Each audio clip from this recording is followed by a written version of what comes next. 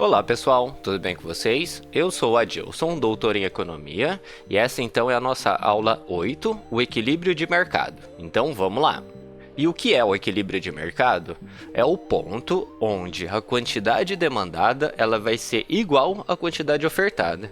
É onde os compradores eles vão encontrar os vendedores.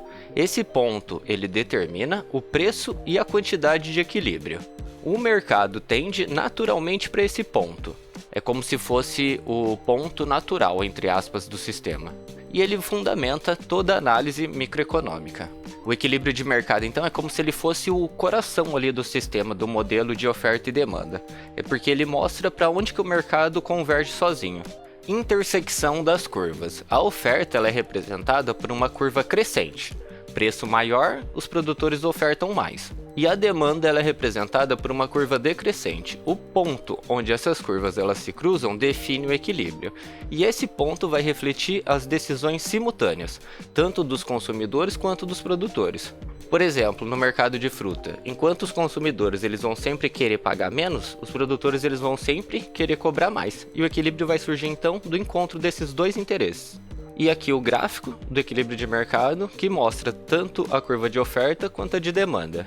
O ponto E é onde elas vão se cruzar e esse ponto ele vai indicar qual que vai ser o preço e a quantidade que a gente chama de equilíbrio.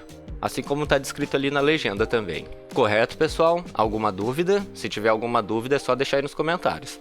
Então vamos continuar. E o preço de equilíbrio então? O preço de equilíbrio é aquele no qual o mercado limpa, entre aspas, sem excedentes. Todos que querem comprar nesse preço, eles vão encontrar vendedores e todos que querem vender vão encontrar compradores. E não há pressão natural para mudança de preço.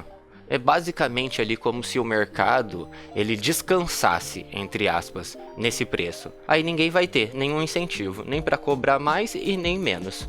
Mas e se esse preço não tiver em equilíbrio? O que acontece? É o que o próximo slide vai apresentar.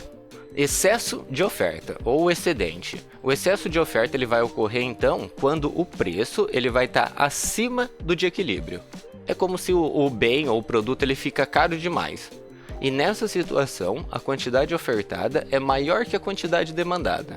Empresários reduzem preços para vender o excedente e o movimento natural é o preço cair até o equilíbrio. Por exemplo, quando tem uma superprodução de soja ou de milho, o que acontece com os preços?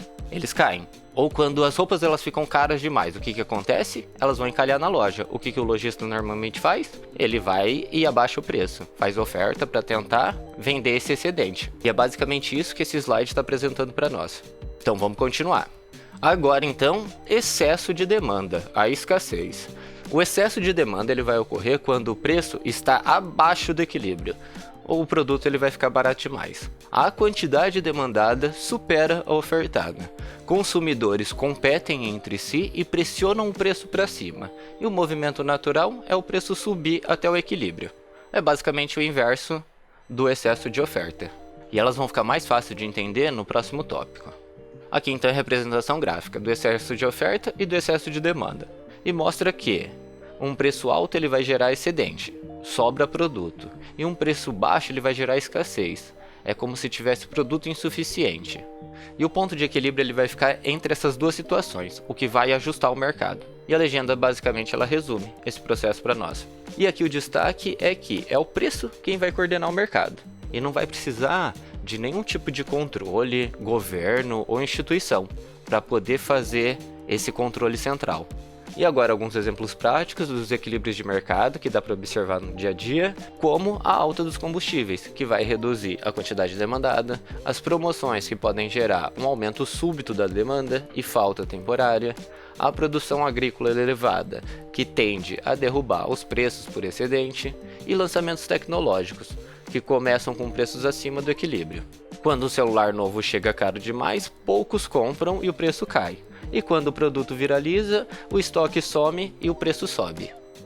E agora, para praticar e fixar o conteúdo, uma questão para vocês. Se o preço estiver abaixo do equilíbrio, então a opção A, há excesso de oferta e o preço tende a cair. A opção B, há escassez e o preço tende a subir. A opção C, oferta e demanda são iguais. Ou a opção D, o mercado não se ajusta automaticamente. Eu vou deixar um tempo para vocês e na sequência já venho com a resposta correta. Então vamos lá!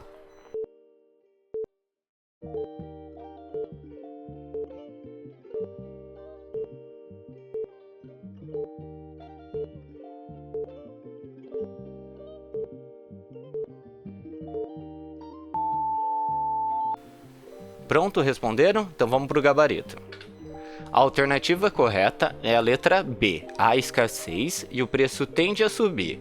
Se a quantidade demandada ela for maior do que a quantidade ofertada, vai gerar competição entre os compradores e o preço ele vai aumentar até alcançar o equilíbrio. E é muito do que foi visto nos conteúdos anteriores. E já na reta final, então, o resumo da aula. Hoje foi visto que o equilíbrio ele ocorre quando a oferta e a demanda se igualam, ninguém fica sobrando, entre aspas, no mercado, o preço de equilíbrio ele limpa o mercado, os preços acima geram excedente, preços abaixo geram escassez e o mercado ele tende naturalmente ao equilíbrio. E juntando tudo isso chega aonde? Chega a um modelo completo de coordenação de mercado. Aqui as principais referências que foram utilizadas na aula. E é isso, pessoal. A aula de hoje era essa. Espero que vocês tenham gostado. Como sempre, qualquer dúvida é só deixar aí nos comentários. E a próxima aula é a aula 9, onde vai ser tratado em específico dos choques de oferta e de demanda. Então, vamos lá!